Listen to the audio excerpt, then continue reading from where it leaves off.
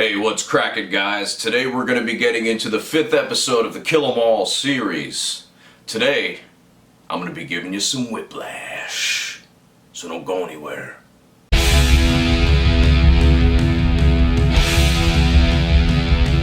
The first section of Whiplash is very simple. It's actually laughably simple. So it starts off with this little rhythm, 16th note cut short type of thing.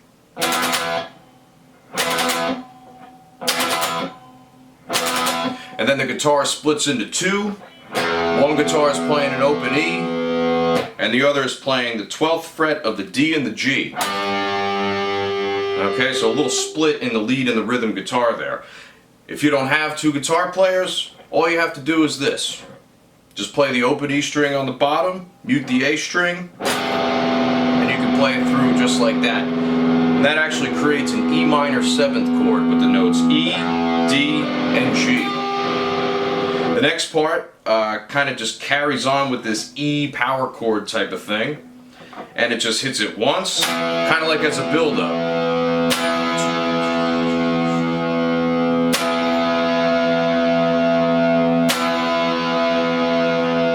And then we go into the main riff right after that.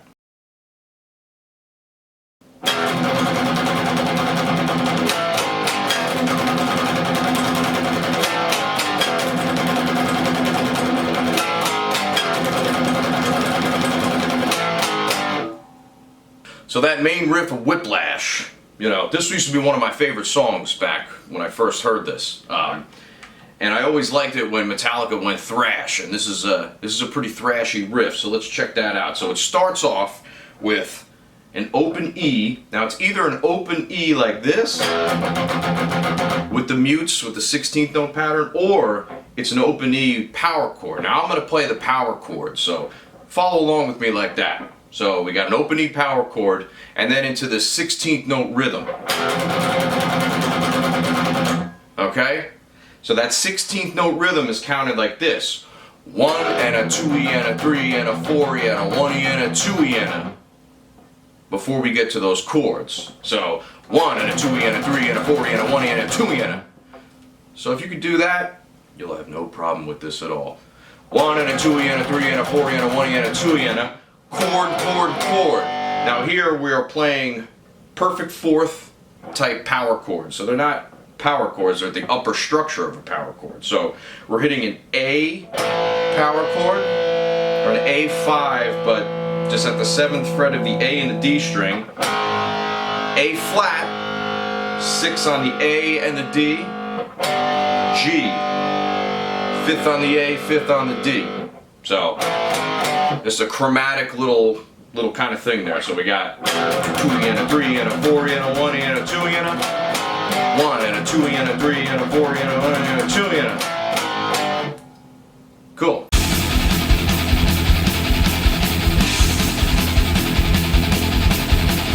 Continuing with the thrash theme, the next riff, the verse riff, follows suit with that 16th note type of rhythm, but this time the 16th notes keep on moving, right? So we're still on E. And that's the whole riff, really, and it just repeats from that point on. So we're going just right on that low E string, nice and tight on the palm muting, of course, always. You know, you want to have it right at the highest point that you can, right?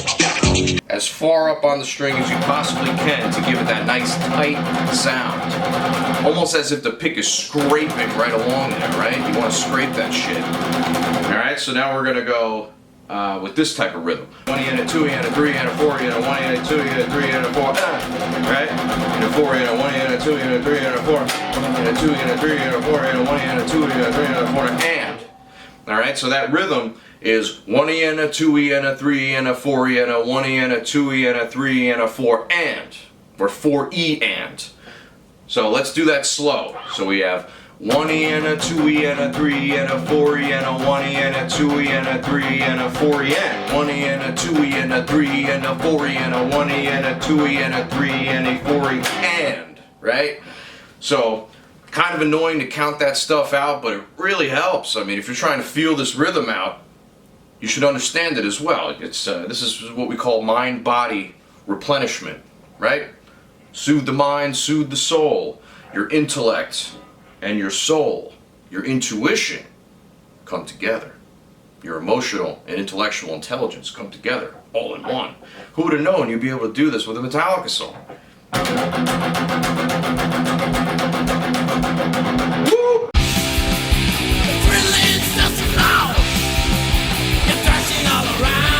So now let's get into the chorus riff of Whiplash.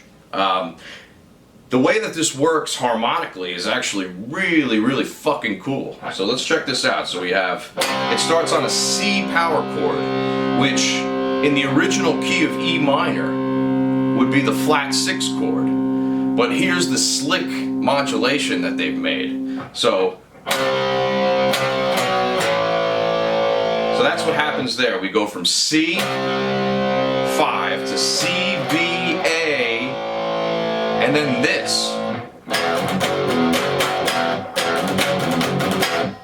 which is going to an F sharp chord.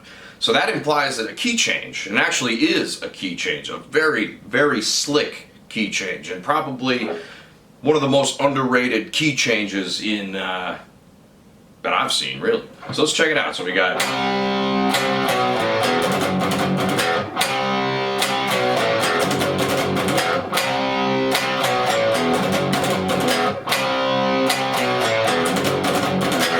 so that's kind of the idea there. So it's a really, really, really, really, really cool way to make you feel like you're in the same key, but completely change it at the right at the same time. So like I was saying before, we have this flat 6 chord, the C, in the key of E minor, but that's an instantaneous change going to an F sharp blues. Right? That's total blues right there. C, B, A, F sharp. Like, come on, man. Come on, man. Come on, man. That's a blues progression if I've ever heard one. Here's a little more supplemental knowledge for that modulation that happens in the chorus. So we start off with our first scale being E minor, which starts with E, F sharp, G, A, B, C, D, and then finally E. And those are your 7 notes of the scale. Now what happens here, and a very common chord that occurs in a lot of different songs, is it will go to the flat 6 chord. Right? Think of how many Iron Maiden songs you've heard go like this. Right? From the flat 6 to the flat 7. Or think of how many metal songs you've heard in general that use this. I could probably name like 5 off the top of my head right now, but so that's what it's making that's what it's making you think that it's doing. So, but instead, we head into this scale, the F sharp blues scale, which is F sharp, A, B, C natural, C sharp, E, F sharp.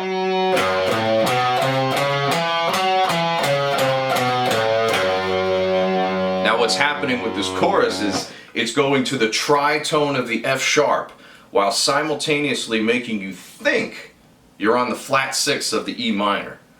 Genius. Absolutely genius. Did they know they were doing that? Probably not. But that's what makes it genius. Or maybe it's being brilliant. Brilliance and genius. There's a fine line between the two. But anyway. Okay, let's talk about the solo pickup and the solo rhythm. So, coming out of Lars's longer drum fill, we go into this, which is a sort of a play on the original main riff that you hear throughout the song. So it goes like this: 7-6-5 on the D and G string this time. So this is like a D5, D flat, C, and then the A flat, G from the beginning. So in a triplet rhythm, right? Triplet, triplet.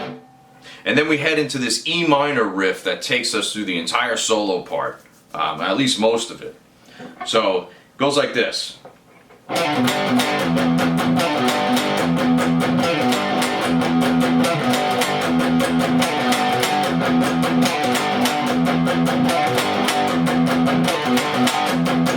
Okay, so let's take a look at that. So we're going from the 7th to the 5th, a pull-off on the A string. So we're going from E to D, so implying we're in E minor, which we are. And we're going like this, 7 to 5th, and super fast to the B string, 7th fret. And then in between, you're gonna hit the A and D string, 5th fret, back to the 7th on the E, and then a little ride, 8th note on the low E string, right? So a little palm mute ride there. Now all downstrokes.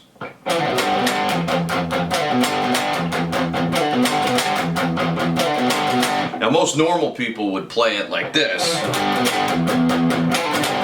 right? They kind of give a little bit of alternate picking in there, right? Up and up. But since we're playing Metallica, don't do that. All downstrokes, because it's possible. And what you can do to make this riff sound even better, make sure you don't chop it up too much. Don't make it sound like this.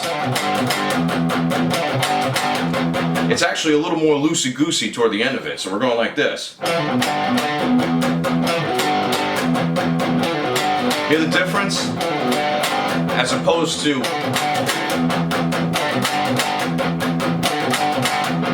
Right, that sounds like a robot stabbing you in the foot. We don't want that. We want more like this. Like you're passing by a pack of geese and they're just chilling out by the side of the road, telling you exactly what you need to know about life. Alright? That pack of geese is telling you about its family. It's telling you about all the kids it had. It tells you about Ronnie that got ran over by the dump truck, right? Just make sure you're nice and loosey-goosey about it, alright?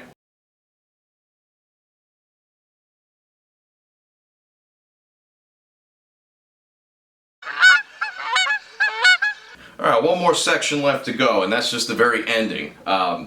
The ending plays off of the chorus. So what happens at the end is we have the regular chorus section, right? Adrenaline starts to flow. Thrashing all around.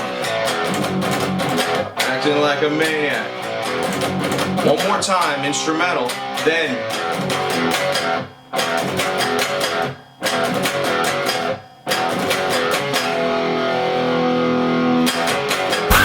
So basically what happens there is you play the chorus normally, one extra time. After that extra time you go... So that rhythm starts on E, and then we go E and a F sharp. So E and an F, 1 and a 2 and 3 and, right? 1 and a 2 and 3 and, 1 and a 2 and 3 and, 1 and a 2 and 3 and, 1 and a 2 and 3 and.